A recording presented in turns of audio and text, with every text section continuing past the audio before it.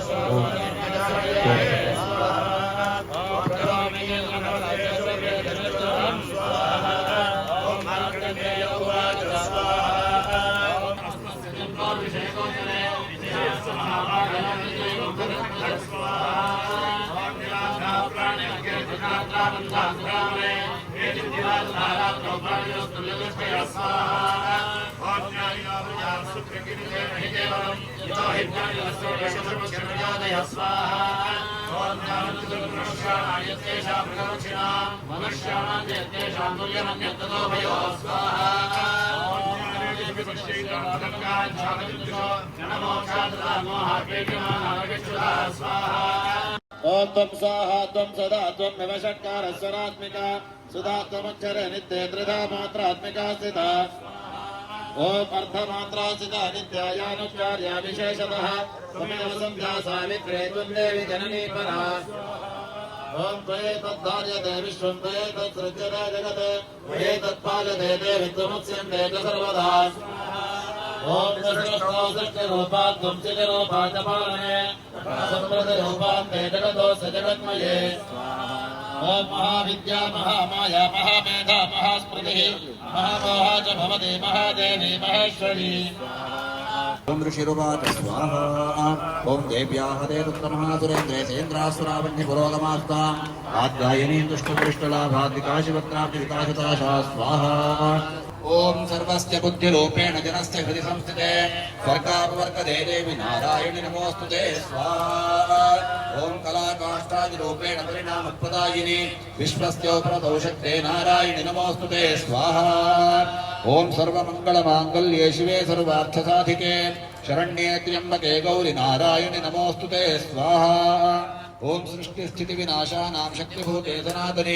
गुणाश्रये गुणमये नारायणि नमोऽस्तुते स्वाहा ओम शरणागत दीनार्तपरित्राणपरायणे सर्वस्याद्यहरे देवि नारायणि नमोऽस्तुते स्वाहा ओम हंसयुक्तविमानस्थे ब्रह्माणि रूपधारिणे कौशाम्भक्षरिके देवि नारायणि नमोऽस्तुते स्वाहा ओम त्रिशूलचक्राहिधरे महावृषभवाहिने माहेश्वरी स्वरूपेण नारायणि नमोऽस्तुते ओम शङ्खचक्रगदाशार्ङ्गगृहीत परमायुधे प्रसीद वैष्णवी रूपे नारायणि नमोऽस्तुते स्वाहा ओम गृहीतोऽग्रमहाचक्रे दंष्टोद्धृतवसुन्धरे वराहरूपिणि शिवे नारायणि नमोऽस्तुते स्वाहा ओम नृसिंहरूपेण उग्रेण हन्तुं दैत्यान्वितोद्यमे त्रैलोक्यत्राण सहिते नारायणि नमोस्तुते स्वाहा ओम किरीटिनि महाभद्रे सहस्रनयनोज्ज्वले रुद्रप्राणहरे चैद्रि नारायणि नमोस्तुते स्वाहा ओम शिवदूती स्वरूपेण हतदैत्य महाबले घोररूपे महारावे नारायणि नमोस्तुते स्वाहा ओम नमस्त्राकरालवदने शिरोमाला विभूषणे काम्ये मन्दमथने नारायणि नमोस्तुते स्वाहा ओम लक्ष्मीलज्जे महाविद्ये श्रद्धे पुष्टिस्वधे ध्रुवे महारात्रि महामाये नारायणि नमोस्तुते स्वाहा ओम मेघे सरस्वति वरे भूतिवा भ्रमितामसि नियते त्वं प्रसीदेशे नारायणि नमोस्तुते स्वाहा ओम सर्वस्वरूपे सर्वेशे सर्वशक्ति समन्विते हरेभ्यस्त्राहि नो देवि दुर्गे देवि नमोस्तुते स्वाहा ओम प्रणदानां प्रतिगतं देवि विश्वात्यारिणे त्रैलोक्यवासिनानि देवलोकानां वरदा भव स्वाहा ओम देव्युवाच स्वाहा ओम वरदाहं सुरगणावरय्यन् मनसेच्छता तं ऋणध्वं प्रयच्छामि जगतामुपकारकं स्वाहा ओम देवा ऊच स्वाहा ओम सर्वाबाधा प्रशमनं त्रैलोक्यस्याखिलेश्वरी एवमेव त्वया कार्यमस्मद्वैरिविनाशनं स्वाहा ओम देव्युवाच स्वाहा ओम स्वल्पैरहोभिर्नृपते स्वं राज्यं प्राप्स्यते भवान् स्वाहा ओम हत्वारिपूर्णस्खलितं तव तत्र भविष्यति स्वाहा ओम मृतश्च भूयः सम्प्राप्य जन्मदेवाद्विवस्वत स्वाहा सावर्णिको मधुर्नाम भवान् भुवि भविष्यति स्वाहा ओम वैश्यवर्यत्वयायश्च वरोऽस्मत्तोऽभिवाञ्छितः स्वाहा ओम तं प्रयच्छामि संसिद्ध्यै तव ज्ञानं भविष्यति स्वाहा ओम मार्कण्डेय उवाच स्वाहा ओम इति दत्त्वा तयोर्देवी यथाभिलषितं वरम् बभूवान्तर्हिता सद्यो भक्त्या ताभ्यामभिष्टुता स्वाहा एवं देव्या वरं लब्ध्वा सुरथः क्षत्रियर्षभः सूर्याज्जन्म समासाद्य सावर्णिर्भविता मनुस्वाहा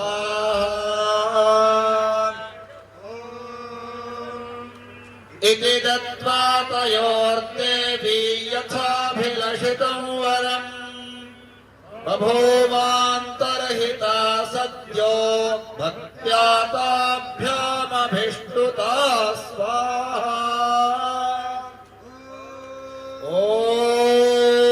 ओम एवं देव्या वरं लब्ध्वा सुरथः क्षत्रियर्षभः सूर्याज्जन्म समासाद्य सावर्णिर्भविता स्वाहा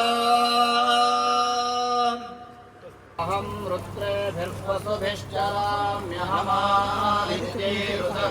रुद्रेभिर्वसुभिश्चराम्यहमादित्यैरुतविश्वदेवैः अहं मित्रावरुणो भाविरम्यहमिन्द्राग्नी भावश्विनो भा अहं सोममाहनसं विरम्यहं तुष्टारमुतभूषणं भगम्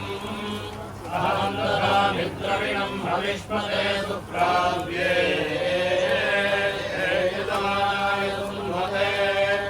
अहं राष्ट्रे सङ्गमने वसूनाञ्जयतुषे प्रथमा यज्ञया कामादेवाग्रपुत्रा भूरिस्थात्रां भूया मया सोमृतमत्रियो विपश्यते यः प्राणिति य एं शृणाद्युक्तम् अमन्त्रोदान्तौ उपक्षियन्ति श्रुतिश्रुतश्रद्धिमन्ते वदामि अहमेव स्वयमिदं वदामि जुष्टम् देवेभिरुतमानुषेभिः यं कामयेतं तमुग्रं कृणोमि तं ब्रह्माणं तं ऋषिं सुमेधा अहं रुद्राय तरुलातनोमि ब्रह्मर्षिषे अहं जनाय भगम्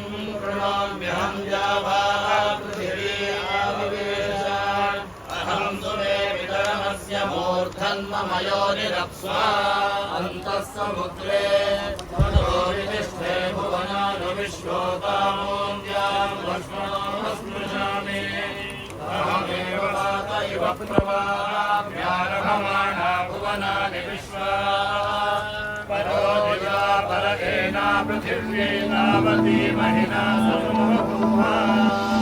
सुमनसवन्दित सुन्दरि माधवि चन्द्र सहोदरि हेममये मुनिगणवन्दित मोक्षप्रदायिनि मञ्जुळभाषिणि वेदनुते पङ्कजवासिनि देव सुपूजित सद्गुणवर्षिणि शान्तियुते जय जय हे मधुसूदन कामिनि आदिलक्ष्मि जय पालय माम्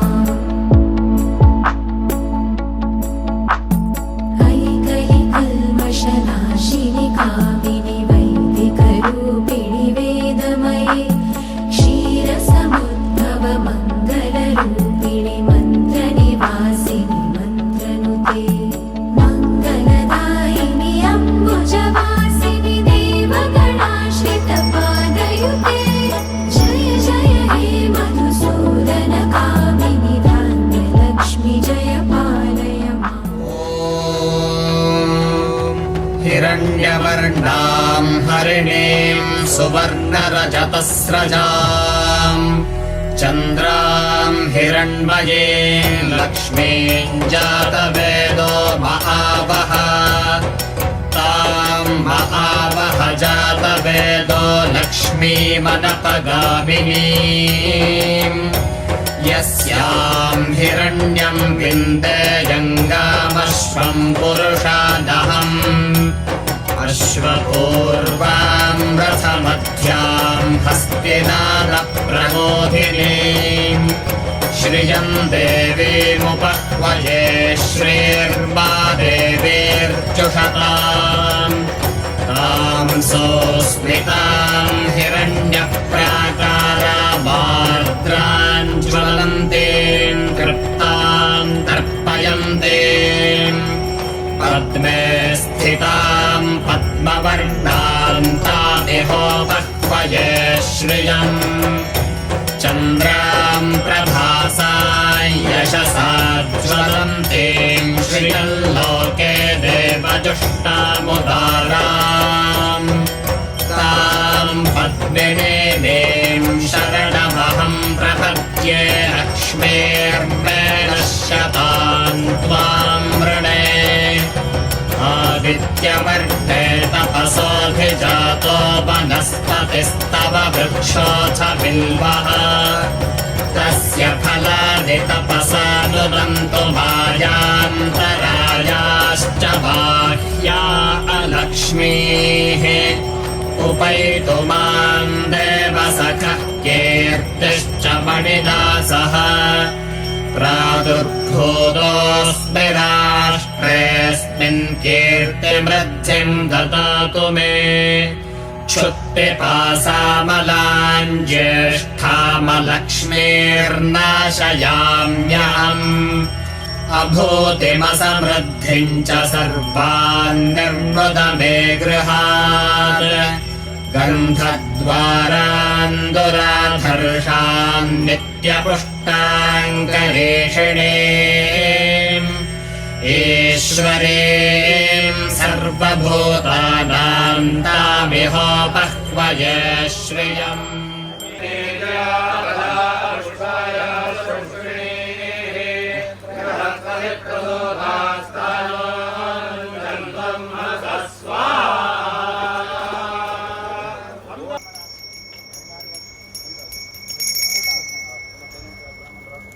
शञ्च मे मयश्च मे प्रियञ्च मेऽनुकामश्च मे कामश्च मे सौमनसश्च मे भद्रञ्च मे श्रेयश्च वश्च मे वस्यश्च मे यशश्च मे भगश्च मे द्रविणञ्च मे यन्ता च मे धर्ता च मे क्षेमश्च मे धृतिश्च मे विश्वञ्च मे महश्च मे संविच्च मे ज्ञात्रञ्च मे सोश्च मे प्रसूश्च मे सीरञ्च मे लयश्च मरुतञ्च मे मृतञ्च मे यक्ष्मञ्च मे नामयच्च मे जीवातुश्च मे दीर्घायुत्वञ्च मे नमित्रञ्च मे भयञ्च मे सुखञ्च मे शयनञ्च मे सूषा च मे सुदिनञ्च मे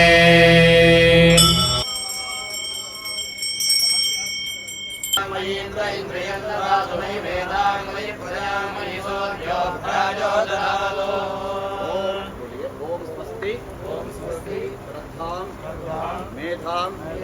यशः प्रज्ञां विद्यां बुद्धिं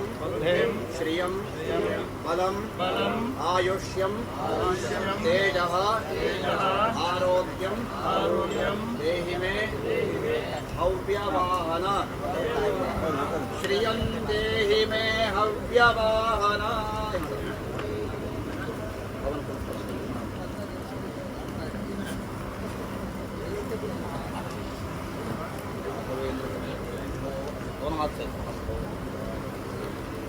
ओम हिरण्यपात्रं पूर्णं ददामि मदव्योगानीति एकदा ब्रह्मण उपहरति एकदैव यजमान आयुस्तेजो ददाति मंगलं नीराजनं दर्शयामि पुष्पाञ्जलिं ओम गौरीर्विवाय शरीराणि नक्षत्रे कवचे त्रिपदे साजलक्ष्मणे अष्टावदे नवपदे बभूवशे सहस्राक्षरा परमेभ्यो यो वेदान्तोक्तो वेदान्तेन प्रतिष्ठितः तस्य प्रकृतिः परस्य महेश्वरः साङ्गायै सायुधायै सवाहनायै सपरिवारायै सर्वालङ्कारायै भूषितायै भगवत्यै श्री महाकाली महालक्ष्मी महासरस्वत्यात्मिकायै परमेश्वर्यै सुमनसवन्दित सुन्दरि माधवि चन्द्र सहोदरि हेममयि मुनिगणवन्दित मोक्षप्रदायिनि मञ्जुळभाषिणि वेदनुते